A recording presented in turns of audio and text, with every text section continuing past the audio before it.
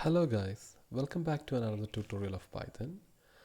Today let's learn a little bit more about functions. Functions are considered as first class object in Python. You know how we can create a function and how we can execute it, and we know that functions are used to perform some specific actions in Python. Other than that, do you know functions will behave like any other object in Python, like a list or like a variable?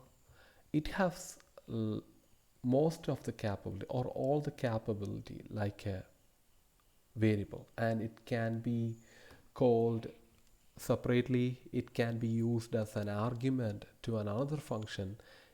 We can return one function from another function. We can declare nested function. Nested function means we can create one function inside another function, and also we can store functions in an array, or we can store functions into a variables.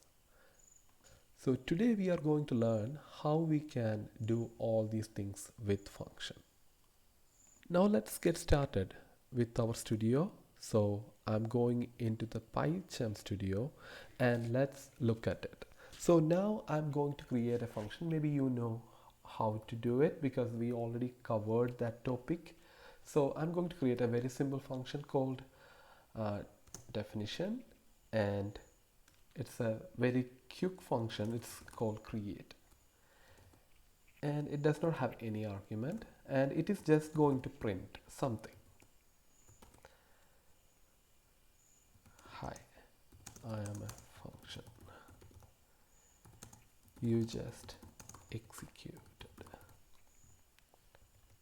Okay, so this is a very basic function. It does not have any functionality other than just printing this text. So let's see how we can call this function. So we can call this function like this, and if I execute it, it will print this. You already know that. And now what I'm going to do is I'm going to create one more function just to show these capabilities. So I'm going to create update, and I'm going to first let's see how we can store this function into a variable. So I'm going to create a variable, update variable. So just to make a difference,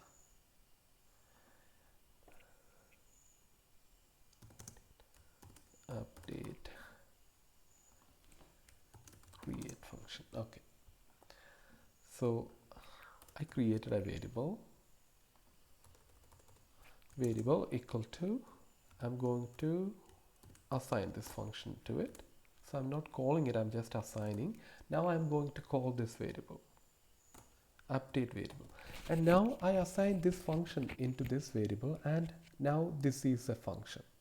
I assigned one function to a variable, and now you can use either this name or this name to call this function. So if I run it, you can see it executed and printed the text.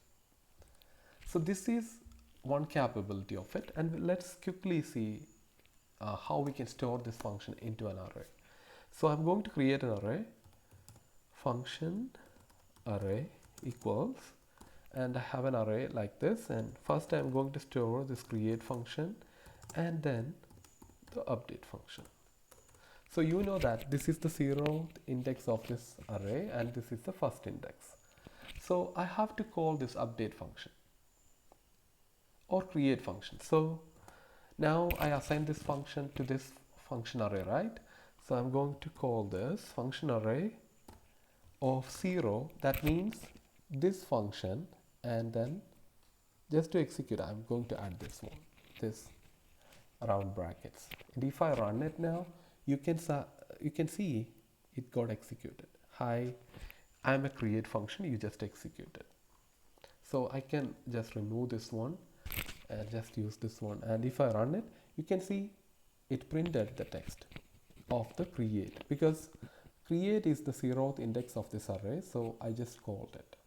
And if I have to execute the update function from this array, and if I run it, you can see it executed the update function. So right now I'm showing you the capability of function and however we can execute a function and what are the different scenarios. Now you will feel like whether this is important or not, but when you work with live project, you will definitely get situations to use functions like this. And this is one way. I just stored this function in an array and I calling the function like this. So function is in the update function is in the first index of this array, right? That's why I added first index.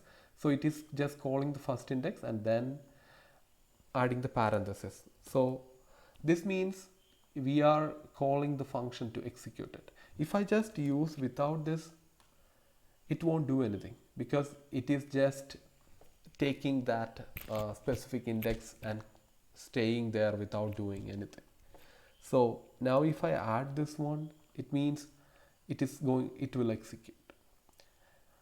That is how you can execute a function from an array, and I can show you some more things. So now I will remove this and I can return this create function from update. So just to make more sense, I can just use success. I'm creating a success function and I'm printing you successfully executed the function. Okay.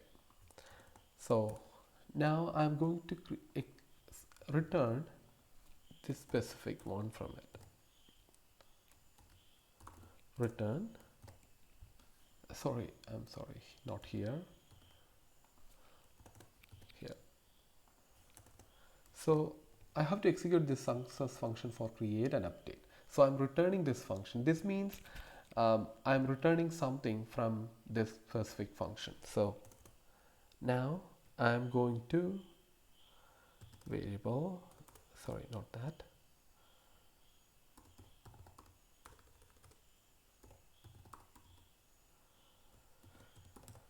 Equals, I'm calling this function. Now I'm calling the success function and the result of the success function will be stored into here. So if I use this way, this means I am assigning this function to this specific variable.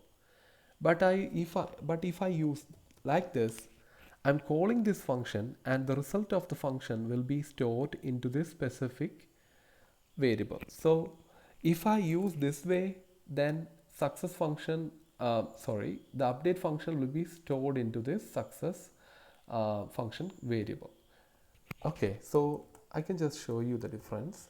Success function, and I'm enclosing it. If I run it, you can see it just executed the update function because update function I stored here into this variable, and this variable is going to be my update function and I'm calling it.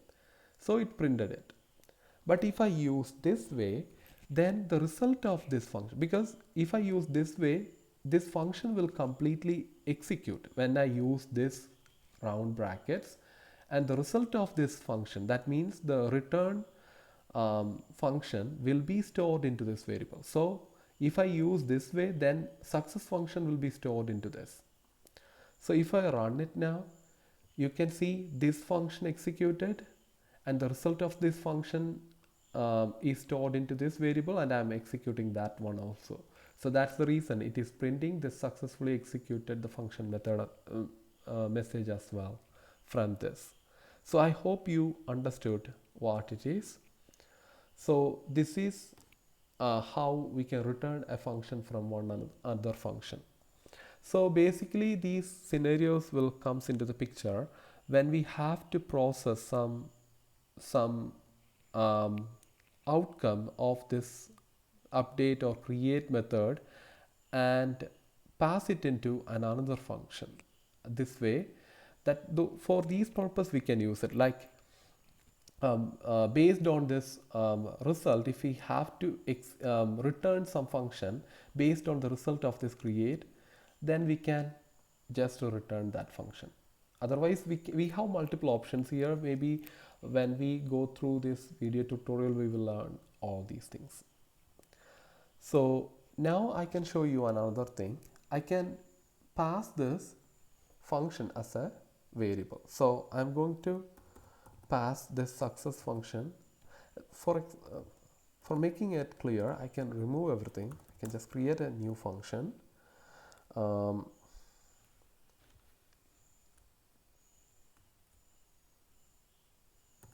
Create, and here inside I am going to pass another function. Okay, success is a callback function, you can consider like that. And now if I'm going to execute this success function from this function.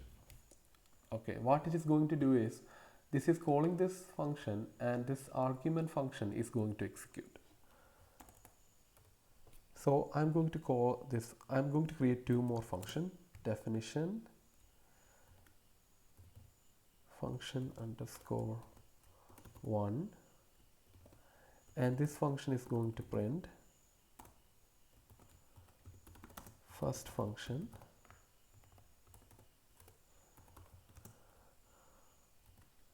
underscore 2.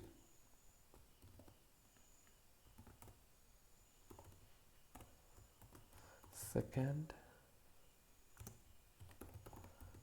function. So now I'm going to pass one of these functions as an argument to the success create function. First I'm going to pass the function 2 as the argument. So function 2 as the argument of this create function, and this argument will be executed here. So you can see second function got executed because second function is the argument of the create function, and the create function is executing this argument like this. So now if I run it, you can see it's printed the second function. That means this second function is here. So if I have to execute the first function, I can just pass the first function as the argument, and first function got executed. So this is another capability of function. You can pass the function as an argument to another function. So now I can do one more thing. So in this first function, I'm going to create a nested function. Definition nested function 1, and print nested function. And this nested function is here. If I run it now, it won't do anything. It will just print the message as it is, first function, and it won't do any other activity because this function just declared inside this function, but I'm not calling it, right? So I can try calling it this way, nested function inside this specific function. If I run it now, you can see it executed the next, this is the nested function because it executed this function at this line and then it executed this one. Maybe I can debug and show you how this will work. So I'm just debugging. You can see now the debugger is here. If I skip it once and it's calling the create function, and the success function is here. So if I hover over it, you can see function 1 is the argument here. And if I skip again, it will go to first function and it will just declare this variable, and it is going to this line, and it is going to call this function. So if I run it, I just pressed this skip button and it went to this line, and this is where it is printing that text. If I again skip it, it will go to this line, and you can see that this line got printed here and it went to this specific line, the next line. And if I skip it, it will print that text as well, and terminate the program. So now you understood how you can create nested function. These are all will be some strange things for you now, but whenever you work with a live project, and in the later video tutorial I will be showing you how you can create a better project and declare functions and variables and how you can manipulate all these things. So that is where these things will make more sense for you. Thank you guys for watching. This is all about this video tutorial. Here I was supposed to demonstrate how we can use the functions in multiple different ways. I hope you guys understood this. If you have any questions, just add a comment and I will be writing back to you. Thank you guys.